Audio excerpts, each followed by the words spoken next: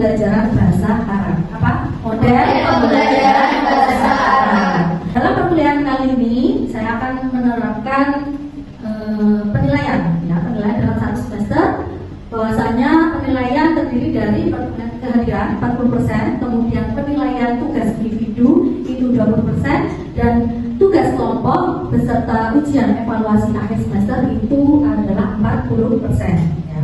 Kemudian materi model pembelajaran ini sudah terampung dalam rancangan pembelajaran studi pada mata kuliah model pembelajaran bahasa Arab. Model pembelajaran bahasa Arab. Ada yang tahu apa itu model pembelajaran? Angkat tangan. Oke, Mbak Zul, silakan. Apa itu model pembelajaran? Metode atau strategi yang digunakan dalam mengajar dan mempelajari bahasa Arab. Oke, terima kasih. Tepuk tangan untuk Mbak Zul. Yang kedua, ada yang tahu apa itu model pembelajaran? Angkat tangan. Oke, Mbak Novi, silakan. Kita akan menjelaskan tentang apa itu model pembelajaran bahasa Arab. Oke, yang pertama, ya, pengenalan model pembelajaran. Definisi yaitu metode atau cara yang digunakan untuk mengajar dan memastikan siswa memahami pelajaran secara efektif dengan jenis-jenisnya yaitu kolaboratif, individu, bermain peran, dan lain sebagainya. Kemudian pengertian tadi hampir sama, yaitu metode atau strategi yang digunakan dalam mengajar dan mempelajari bahasa Arab. Metode ini dapat membantu meningkatkan pemahaman dan keterampilan siswa dalam berkomunikasi dalam bahasa Arab. Ini adalah pengertian daripada model pembelajaran bahasa Arab. Kemudian, bagaimana langkah-langkah pembelajaran bahasa Arab itu bisa dilihat pada slide di atas. Yang pertama itu membuat rencana pembelajaran, yang kedua menyediakan sumber daya, dan nomor tiga membuat rekapitulasi. Dan ini semuanya sudah terangkum dalam RPS, ya, RPS model pembelajaran bahasa Arab. Bisa dipahami? Selanjutnya di sini saya akan menjelaskan macam-macam model pembelajaran bahasa Arab. Yang pertama yaitu model pembelajaran tatap muka, di mana guru dan siswa belajar secara langsung atau tatap muka. Di sini ada yang namanya pendekatan guru, yang mana guru sebagai pusat pembelajaran dan memberikan instruksi langsung kepada siswa.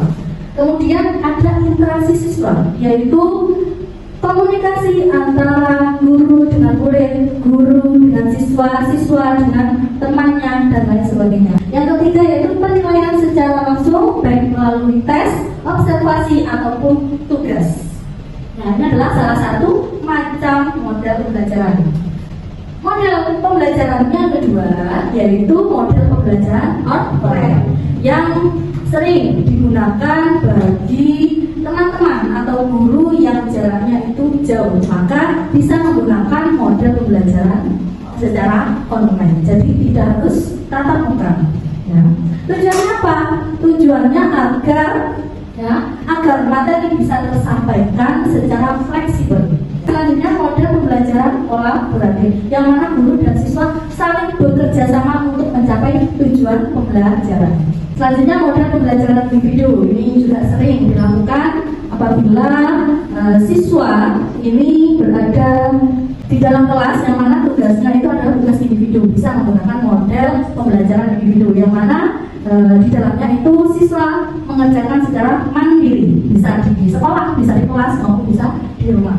Selanjutnya yaitu model pembelajaran games. Nah, ini yang sering diminati oleh para siswa, ya. Model pembelajaran games atau bermain ini lebih diminati oleh siswa. Kenapa? Karena di sana muncul adanya motivasi, ya, dari bermain games, ya. Karena kalau belajar terus itu bosan. Tetapi kalau dengan model pembelajaran games atau bermain itu kita bisa menstimulus otak mereka untuk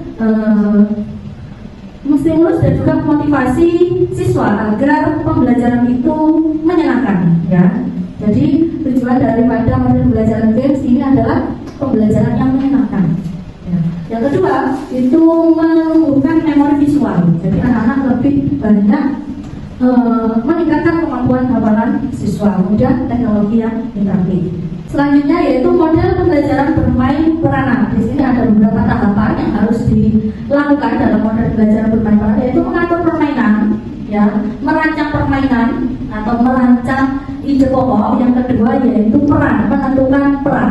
Siapa yang menjadi peran yang dimaksud ya. Yang ketiga yaitu membedakan peran. Jadi ketika menggunakan model belajar dengan peranan ini harus menentukan siapa yang menjadi peran A, B, dan C sesuai dengan tema dan tujuan pembelajaran. Terakhir yaitu model pembelajaran berbasis masalah. Ini maksudnya gimana? Apa kita mencari masalah atau bagaimana? Kira-kira ada yang tahu berbasis masalah ini bagaimana? Oke, terima kasih. Tepuk tangan dulu buat Mbak Dewi. Oke, model pembelajaran berbasis masalah ini muncul dari adanya masalah, atau studi kasus ya, masalah. Kemudian kita sebagai guru mencari solusi atau problem solving, pemecahan masalah daripada masalah itu sendiri. Oke. Selanjutnya model pembelajaran individu, yang mana di sini ada beberapa contoh dari peralatan modern dan belajar dalam kesendirian. Bu, saya mau tanya. Oke, silahkan. Selanjutnya yaitu model pembelajaran kolaboratif. Ada yang bisa menjelaskan? Saya. Oke. Oke, dari sini ada yang ditanyakan? Ada. Oke. Untuk materi model pembelajaran, teman-teman bisa mempelajari pada buku strategi dan model pembelajaran yang membahas tentang bagaimana cara-cara menerapkan model-model pembelajaran kepada siswa. Ada juga buku tentang model-model pembelajaran karangan Asep Ganjar Sukarnawan. Ini juga menjelaskan konsep-konsep model pembelajaran, khususnya pembelajaran bahasa Arab. Ya. Untuk selanjutnya yaitu model pembelajaran kolaboratif. Ada yang bisa menjelaskan? Saya. Oke.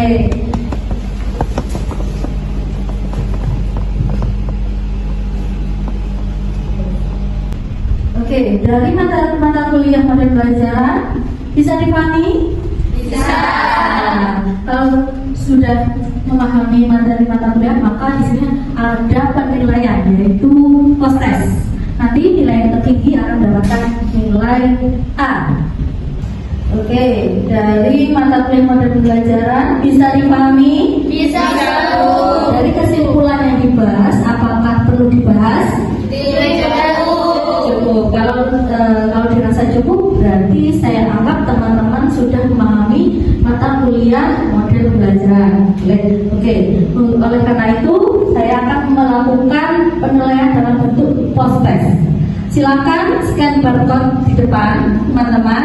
Saya akan memberikan waktu 15 menit untuk mengerjakan post test. Dimulai dari sekarang. Untuk penilaian post test dimenangkan oleh Mas Fahmi. Tepuk tangan dulu. Sekarang untuk tugas review, saya akan kasihkan tugasnya yang akan direview minggu depan. Oke, di sini saya akan praktekkan salah satu model pembelajaran, yaitu model pembelajaran games atau permainan. Di sini permainannya yaitu menebak kosakata bahasa Arab yang sudah saya siapkan, ya. Menebak kosakata bahasa Arab. Bagi yang benar, silakan kembali ke tempat duduknya. Jika salah, maka ke belakang, ya, ke belakang ke barisan yang paling belakang dan seterusnya. Bisa dipahami? Bisa. Ya? Bisa. Bisa dimulai ya. Dari yang pertama yaitu Mas Fahmi. Tebak bahasa Arab orang. Tua. Oke, bahasa Arabnya orang tua. Oke, betul. Lanjut. Selanjutnya.